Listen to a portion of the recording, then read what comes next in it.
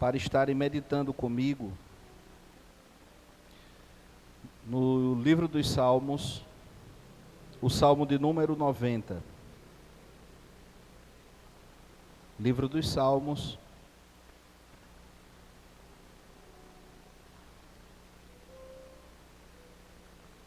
Salmo de número 90. Quero fazer menção apenas do versículo de número 12, em que está escrito: ensina-nos a contar os nossos dias de tal maneira que alcancemos um coração sábio. Glória a Deus. Nós podemos encontrar nesta passagem bíblica uma reflexão muito importante na oração de Moisés, quando ele nos chama a refletirmos sobre a brevidade da nossa vida, a administrar com sabedoria, com responsabilidade, com entendimento, o tempo que Deus nos permite viver aqui na terra. E é interessante, regressando um pouco, no texto, versículo de número 10, ele diz: a duração da nossa vida é de 70 anos. E se alguns, pela sua robustez, chegarem a 80 anos, o melhor deles é canseira e enfado, pois passa rapidamente e voamos. E nós voamos. Então perceba como é importante a pessoa que é sábia. E quero aqui deixar claro que existe uma grande diferença entre sabedoria e conhecimento. A pessoa pode ser dotada de muito conhecimento. Quantas pessoas que possuem tanto conhecimento, que dominam as ciências humanas, que possuem sucesso na sua vida financeira, profissional, que realizam muitas conquistas, porém a sua vida familiar é um fracasso. São pessoas que, apesar de tantas conquistas, tantas posses, tantos bens, mas não têm paz, não têm felicidade. Quero com isso trazer uma reflexão à luz da palavra de Deus sobre como é importante nós buscarmos a verdadeira sabedoria. O conhecimento se adquire através dos estudos das coisas materiais. A pessoa vai lá, estuda as ciências humanas que ele tem afinidade, a princípio de forma imposta, que o nosso sistema educacional funciona assim, né? É o modo de ser da nossa sociedade. A criança não escolhe estudar, isso lhe é imposto e faz parte do processo de socialização. É a forma que a criança tem de se inserir na sociedade, para além do ambiente familiar, é através dos estudos, e isso se dá por uma imposição, uma exigência da sociedade, o que não é algo ruim. Eu não estou censurando isso, eu só estou dizendo que a nossa sociedade tem esse modo de funcionar. Então, desde o princípio que nós já somos introduzidos em buscar o conhecimento, já nos anos iniciais, pelo processo de alfabetização, e isso vai progredindo.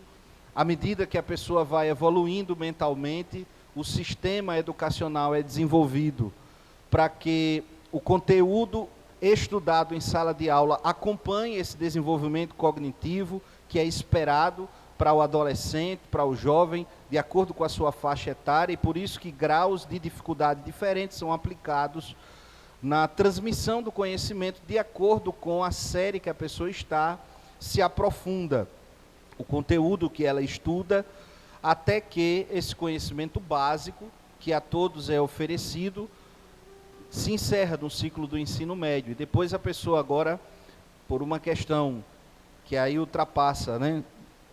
São vários fatores atravessados, pode ser influência familiar, aptidão, por uma escolha mais prática, dada a um trabalho que a pessoa já exerce, aí sim a pessoa vai continuar no caminho do conhecimento, no nível superior, frequentando uma faculdade em uma área que por qualquer razão, nem sempre apenas pelo prazer de estar ali, às vezes, né, por outros fatores que contribuem, a pessoa chega naquele lugar.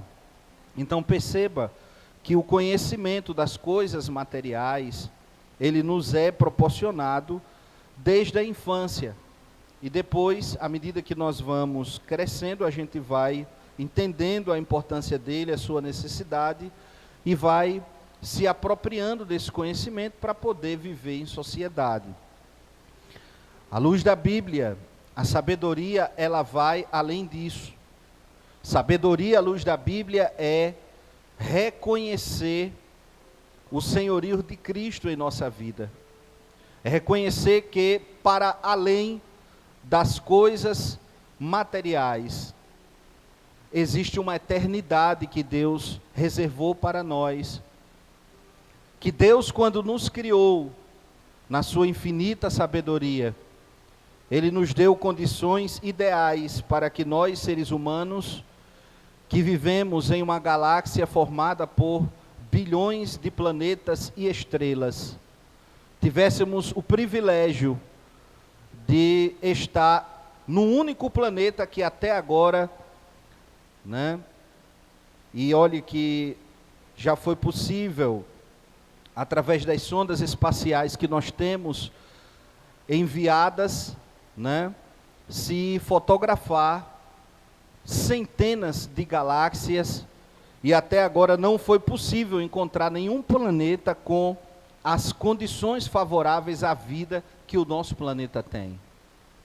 Alguns chamam isso de acaso. Eu, partindo do pressuposto da fé, prefiro acreditar que isto foi a vontade de Deus em nos privilegiar com um planeta que possui pelo menos 2 milhões de fatores que permitem a existência da vida nele. E às vezes se comemora porque diz que encontrou um planeta parecido com a Terra. Mas são tantos fatores que podem ou não permitir a existência da vida, que até agora não se encontrou um 100% compatível ao nosso, como por exemplo a questão atmosférica, o tipo do ar, a distância que esse planeta está em relação ao Sol, o tipo de radiação emitida, se permite a vida no planeta ou não. Enfim, nós somos privilegiados. Deus, ele tinha um propósito, ele tinha um projeto em mente, quando desenvolveu este pequeno planeta, dentre bilhões que existem na nossa galáxia, e não por acaso, ele constituiu a vida. A própria biologia em si mesma, ela diz que apenas vida produz vida, é necessário um ser vivo para poder reproduzir-se, dando origem a outro ser vivo que participa da mesma cadeia ali, né, genética. À luz da Bíblia, nós entendemos que o Deus Criador, ele idealizou este planeta, e dentre todos os seres que ele fez, seres, todos os animais, os vegetais, enfim, nós somos a única espécie que Deus deu a nós uma cognição superior, uma capacidade de inteligência, de raciocínio, de abstrair o pensamento, de controle da nossa vontade, que nenhum outro ser criado possui. Isso não foi por acaso. Deus deu a nós, seres humanos, o privilégio de podermos conviver uns com os outros, de poder conviver desfrutando dessa criação que Ele fez tão linda. E, sobretudo, Ele nos fez, para além deste corpo, com um espírito que nos permite termos um relacionamento pessoal com Ele. O Deus revelado na Bíblia Sagrada não é um Deus distante, Não é um Deus para ser adorado na ignorância. Não é um Deus para ser adorado no silêncio, de forma alguma.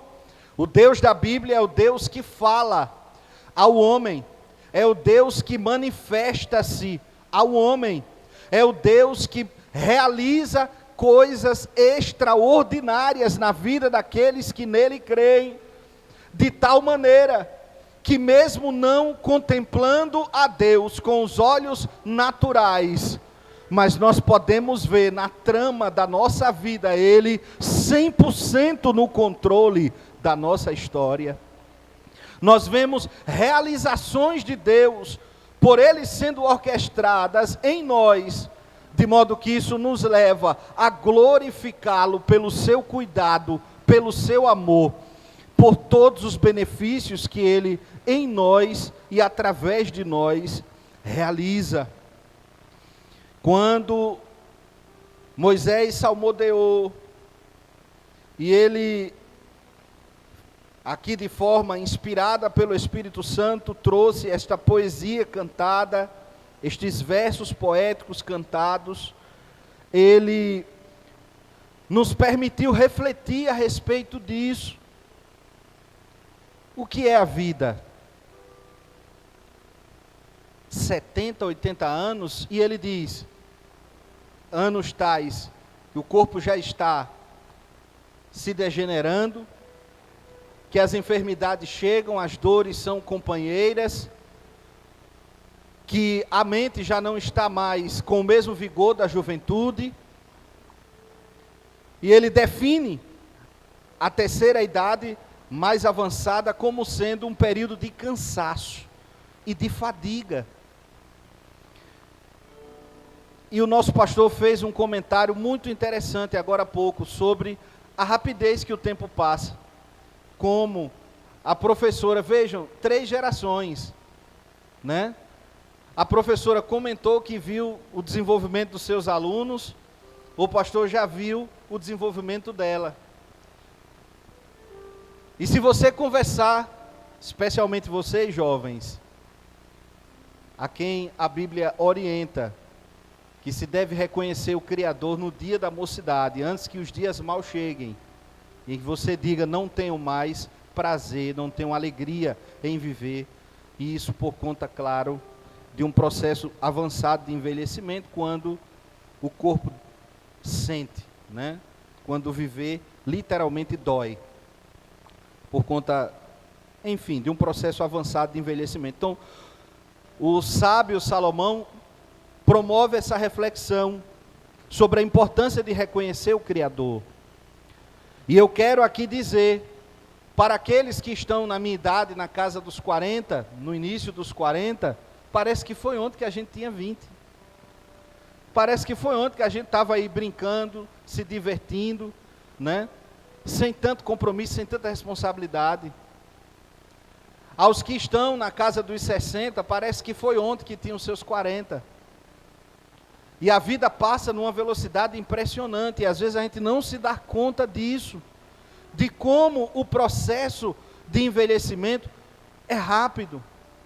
Haja vista que esses jovens que hoje estão aos 17, 18 anos aproximadamente, se vocês se imaginarem como vocês eram há apenas 5 anos, vocês vão ver que diferença absurda na sua forma de ver o mundo, na sua forma de pensar, de brincar, de se divertir, nas suas amizades, no pensamento de futuro, como em apenas 5 anos a vida de vocês, ela mudou. Porque de fato o tempo passa acelerado. Na juventude a gente tende a ver a terceira idade como algo muito longe, né? Eu me lembro da época que eu conversava com meus amigos e me referia a quem hoje tem a minha idade como coroa.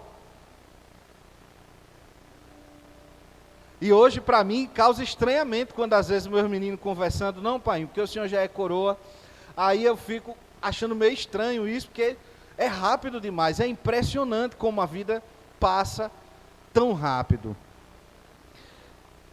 E a verdadeira sabedoria está em reconhecer que a vida é um presente de Deus. Eu me lembro, quando eu li pela primeira vez o livro de Meyer Pilman, um teólogo judeu, evangélico, pentecostal, que viveu na década de 60, 70, quando ele escreveu esse livro. E Meyer Pillman, ele escreveu um livro que ele é Conhecendo as Escrituras, o título do livro, quando ele fala sobre quem é Deus. E ele contou algo que eu achei muito bonito. Ele diz assim, que aconteceu nos Estados Unidos, e muita gente, quando fala de ciência, acha que todo cientista é ateu.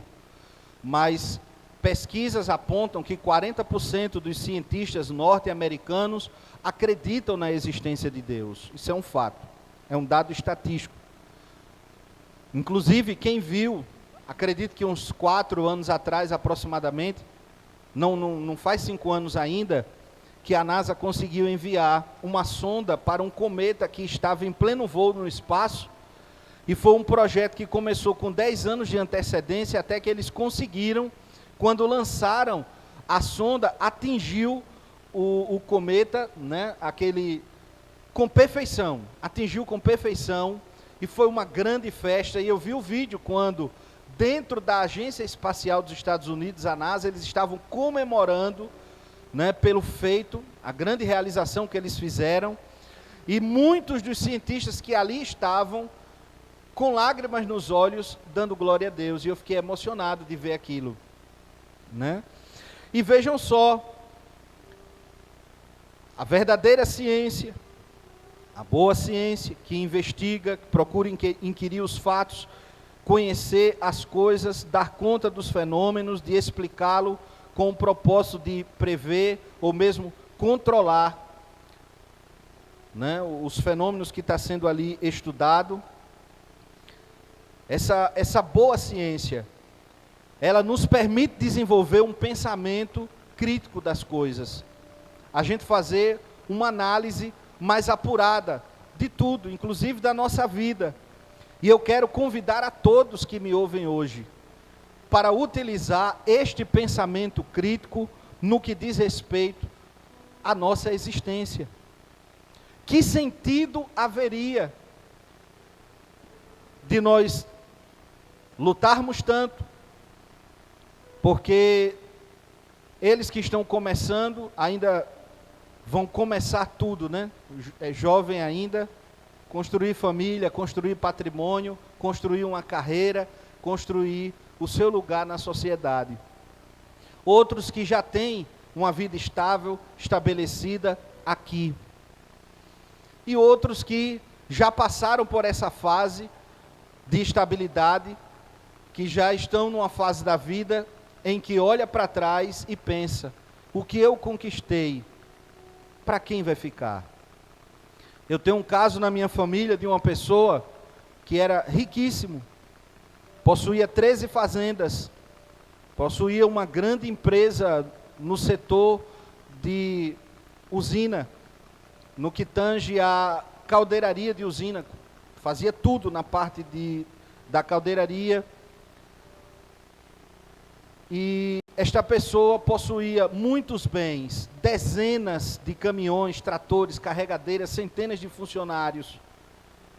Possuía um patrimônio tão grande que após a sua morte, levou 6 meses para os advogados encontrarem o patrimônio que ele tinha, porque ele tinha terrenos e casas e apartamentos que a família não sabia que existia, que ele investiu dinheiro comprando imóveis, que só foram descobertos após a sua morte.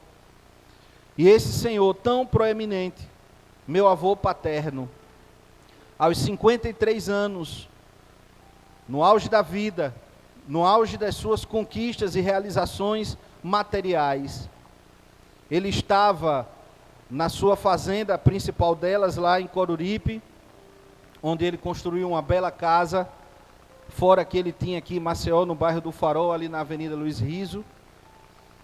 E, de repente, do nada, uma dor de cabeça chegou. E que dor de cabeça é essa, meu pastor? Que não passou nem com os medicamentos mais fortes.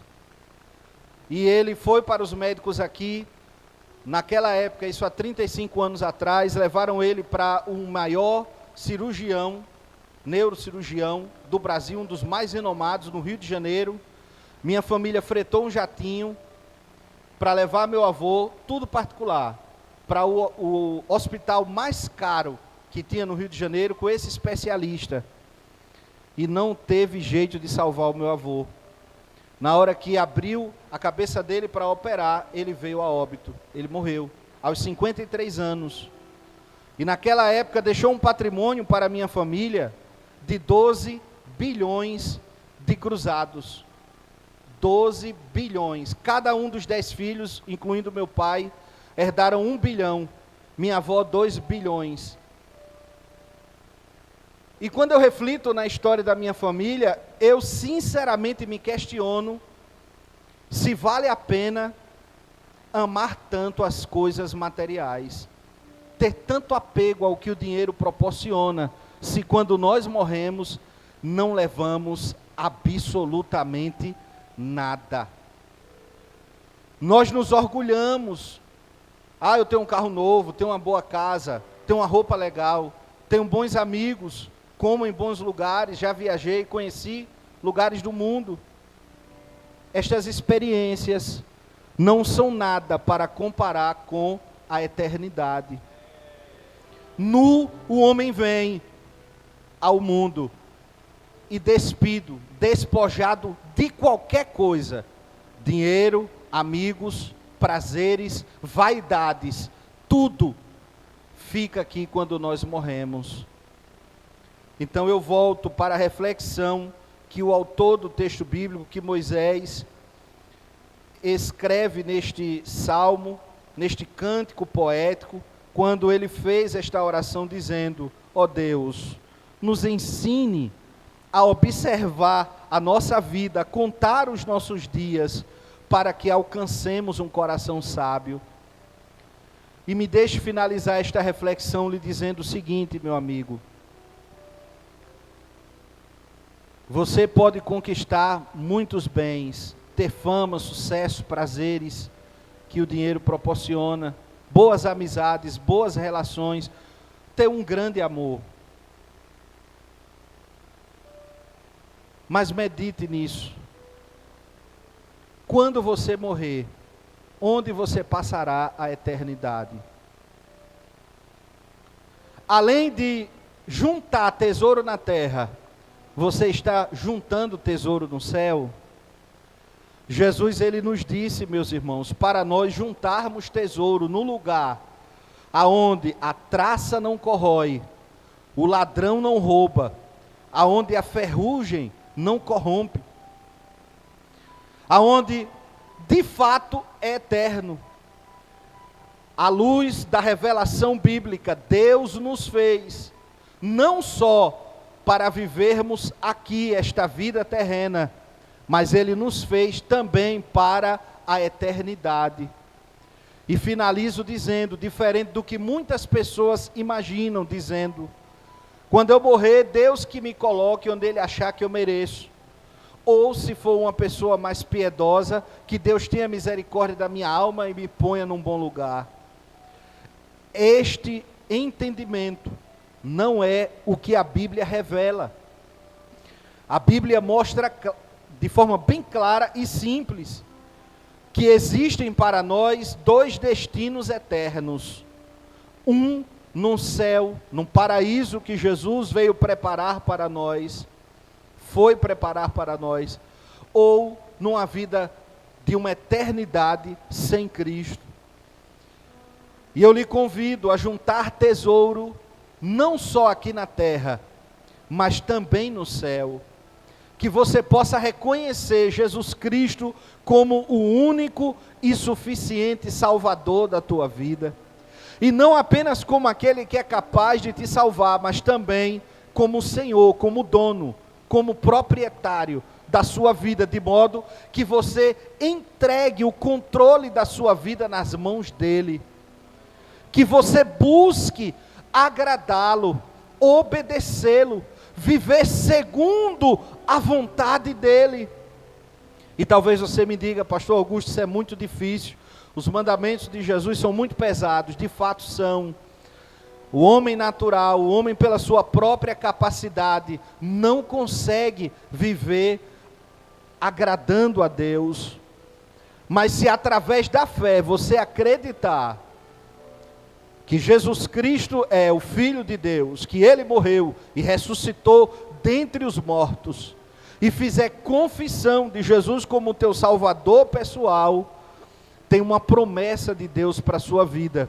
Os teus pecados serão perdoados. O teu coração será palco da morada do Espírito Santo. E a paz que Jesus tem, Ele vai lhe dar. A alegria que Jesus tem, a verdadeira alegria, Ele vai te proporcionar. Então eu finalizo lhe convidando, observe a brevidade da sua vida e procure, enquanto vivo, colocar tua vida à disposição de Jesus, a fim de que toda sorte de bênção de Deus venha sobre você. E eu agradeço esta oportunidade em nome de Jesus.